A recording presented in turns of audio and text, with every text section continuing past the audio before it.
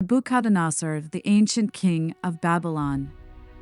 Nebuchadnezzar II, King 605/604, 562 BC, was the greatest king of ancient Babylon during the Neo-Babylonian Empire period, 626 to 539 BC, succeeding its founder, his father Nabopolassar, King 626 to 605 BC. Nabopolassar defeated the Assyrians with the help of the Medes and liberated Babylon from Assyrian rule. He then continued his conquest of the region and thus provided his son with a stable base and ample wealth to build on, an opportunity for greatness that Nebuchadnezzar made the most of in the same way that Alexander the Great, King 336 to 323 BC, would later capitalize on the treasury and standing army left behind by his father Philip II of Macedonia, King 359 to 336 BC. Watch the video until the end to know the incredible story of this king who is mentioned in the Bible. Welcome to the Myths and Curiosities channel. Already leave your like, subscribe to the channel, and activate the bell so you don't miss any notifications. Nebuchadnezzar married Amytis of Media, 630 to 565 BC, and thus secured an alliance between the Medes and the Babylonians, Amytis being the daughter or perhaps granddaughter of Cyaxares, king of the Medes, and, according to some sources, had the Hanging Gardens of Babylon built for her to remind her of her homeland in Persia.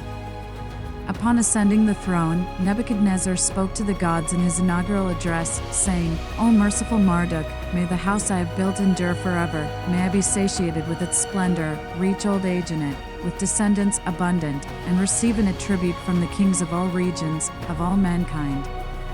It seems that his patron god Marduk heard his prayer because under him Babylon became the most powerful city-state in the region and Nebuchadnezzar II himself the greatest warrior king and ruler in the known world. He is portrayed in an unflattering light in the Bible, most notably in the book of Daniel and the book of Jeremiah, where he is seen as an enemy of God and someone to whom the deity of the Israelites intends to make an example or, conversely, the God's agent used as a scourge against Yahweh's unfaithful followers. He died in the 43rd year of his reign as the most powerful monarch in the Near East in the city he loved. Early life and rise to power. Nebuchadnezzar II was born in c. 634 BC in the region of Chaldea, in southeastern Babylon. His name is actually Nabuchodonosor, Nabu, preserve my firstborn son, in Chaldean, while Nebuchadnezzar is the name by which the Israelites of Canaan knew him, from the Akkadian Nebuchadnezzar. He was the eldest son of a Babylonian general in the Assyrian army, Nabopolassar, Nabu, protect my son, better known as Nabopolassar. At this time, the Assyrian Empire still controlled the region, but it was in its final days. The empire grew too large to hold and began to weaken towards the end of the reign of the last great Assyrian king Ashurbanipal, king from 668 to 627 BC. In 627 BC, the Assyrians sent two of their representatives to take charge of Babylon, but Nabopolassar refused to support them, sent them back home, and was crowned king in 626 BC. For the next 10 years, Nabopolassar fought the Assyrians as Nebuchadnezzar grew up, receiving education in military matters as well as general literacy and government administration. In 615 BC, Nabopolassar attacked the city of Ashur, but was unable to take it until the Medes under their king Cyaxares joined the resistance and Ashur fell. Nabopolassar then made an alliance with Cyaxares and confirmed it with Nebuchadnezzar's marriage to Cyaxares' daughter, or granddaughter, Amytis. In 612 BC, the city of Nineveh fell to the Babylonian-Medadian coalition, and this date is recognized as the end of the Assyrian Empire. Even so, the last Assyrian king, Ashur-uballit, struggled to regain power with the help of the Egyptians under Pharaoh Necho II, king 610 to 595 BC. Necho II was defeated in battle by Nebuchadnezzar II in 605 BC. Near Carchemish, and shortly thereafter Nabopolassar died, of natural causes, in Babylon. Nebuchadnezzar returned to the city as a war hero and was crowned king in late 605 or early 604 BC. Consolidation and restoration of Babylon. Nabopolassar formed his empire through conquest in 616 BC. And Nebuchadnezzar II used these resources to strengthen and expand his armed forces, as well as to engage in construction projects. He absorbed all the former regions of the Assyrian Empire and crushed any resistance that was offered.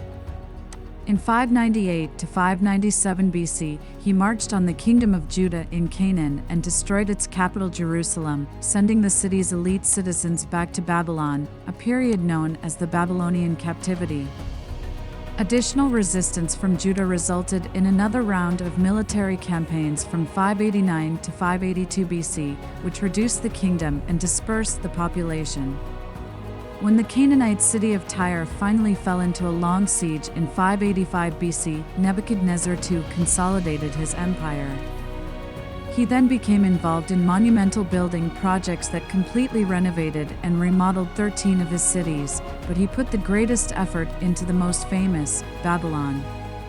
In 600 BC, Babylon was so impressive that it was considered the center of the world, certainly by the Babylonians themselves, and apparently by others. A clay tablet from this era, discovered in the ruins of the city of Sippar, northern Babylonia, and currently in the British Museum, presents the ancient world revolving around Babylon. The tablet purports to be a map of the world, but it actually marginalizes most regions around Babylon, including Sippar. The origin of the map is Babylonian, and it is not known how it arrived at Sippar, but it is possible that this piece is one of many kept by cities that honored the reign of Nebuchadnezzar II and its great urban center. The great temples and monuments were accentuated and made accessible by new roads, and special attention was paid to the creation of the processional way for the festival of Marduk, during which the statue of the god was removed from the temple and paraded through the city and outside the gates.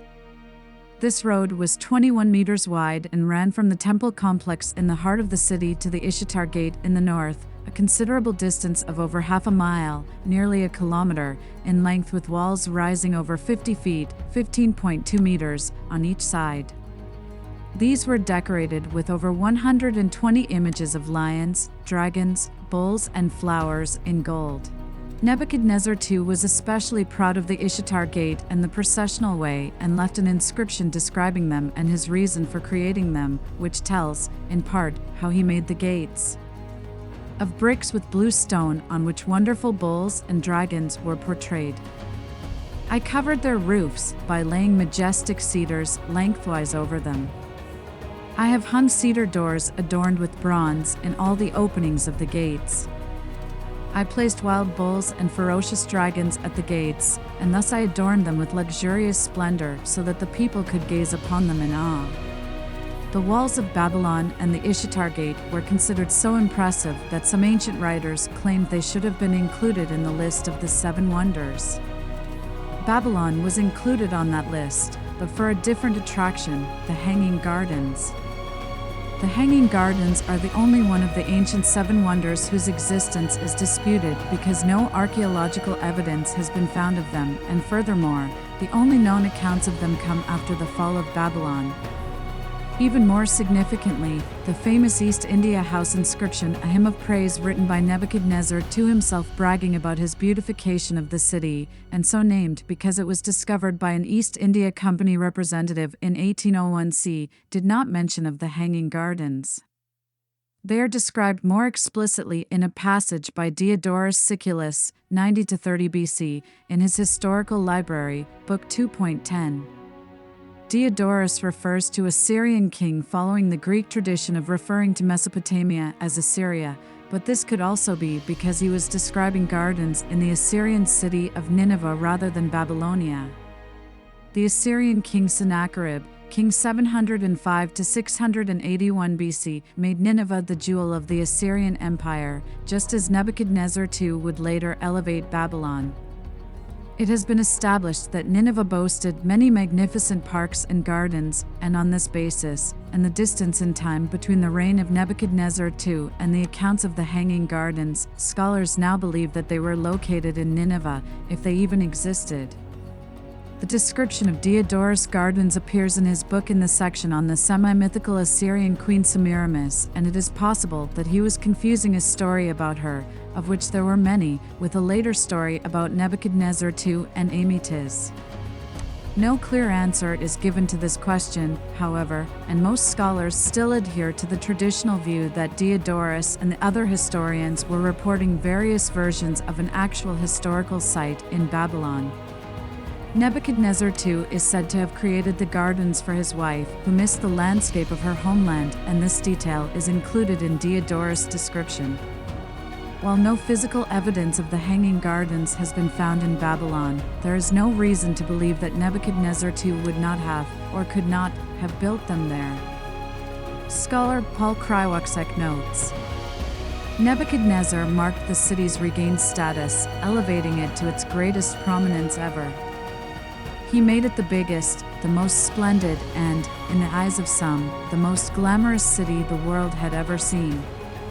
While there is no doubt that this is true, nearly all ancient writers approach Babylon with a tone of admiration and reverence. It was not an opinion shared by all, and, unfortunately for Babylon's reputation, those who did not would become the most read source. About the city, the Hebrew scribes responsible for the narratives of the Bible. Nebuchadnezzar in the Bible. Nebuchadnezzar II had orchestrated the so-called Babylonian exile, Babylonian captivity, of the Jews after the destruction of the kingdom of Judah, so unsurprisingly, the Hebrew scribes had no love for him or their city. The Jews of the 6th century BC, like many ancient peoples, believed that their God resided in the temple dedicated to him. When Nebuchadnezzar II destroyed the temple in Jerusalem, he literally destroyed the house of God. Judaism, again, like other religious belief systems, was based on an understanding of the quid pro quo, this for that, in which the people paid homage to their God and that God provided and protected the people. When the temple was destroyed and then the rest of the kingdom and the people taken to a foreign land, some explanation had to be found by the priestly class to explain it. The conclusion reached by the Jewish clergy was that, previously, they had been led astray by other gods and beliefs and had not paid enough attention to the exclusive worship of Yahweh. In the era known as the Second Temple period, 515 BC to AD 70, Judaism was revised in light of the Babylonian captivity to focus on monotheistic belief and practice, and at the same time the narratives that would become its scriptures were edited to adapt to this new focus. Babylon and Nebuchadnezzar II, described in the most brilliant terms and phrases in other works of the ancient world, are therefore given bad treatment in the Bible.